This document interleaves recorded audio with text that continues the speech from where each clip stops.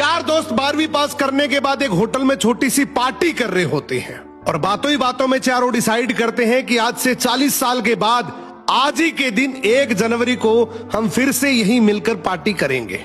और हाँ, जो सबसे आखिर में आएगा सबका बिल वही पे करेगा।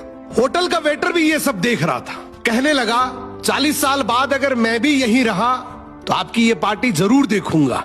ठीक 40 साल बाद पहला दोस्त होटल पहुंचता है तो देखता है वो होटल अब 5 स्टार बन चुका है।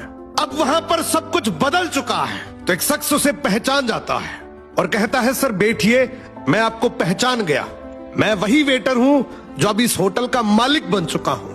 वो कहता है क्या बात है। इतने में दूसरा दोस्त आ जाता है, दोनों की बातचीत शुरू होती है कि बिजनेस ग्रो कर गया, सब कुछ अच्छा चल रहा है।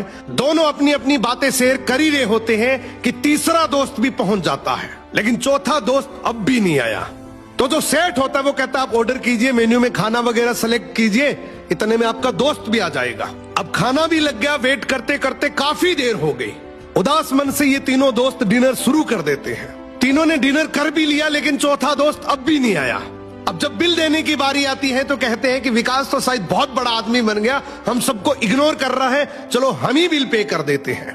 जैसे ही बिल पे करने के लिए काउंटर पे पहुंचे तो काउंटर का मैनेजर बोला आपका बिल तो ऑलरेडी पे हो चुका है। अब तीनों अपने चौथे दोस्त के ना आने की शिकायत करते करते होटल से बाहर निकले ही थे कि तभी एक सरकारी गाड़ी वहां आकर रुकती है। उसमें से एक लड़का उतरता है और तीनों के पैर छूते हुए कहता है मेरे पापा टीचर बन गए थे, मुझे कलेक्टर बनाने के काबिल कर दिया, लेकिन अफसोस मेरे पापा आज से 1 महीने पहले ये दुनिया छोड़कर चले गए।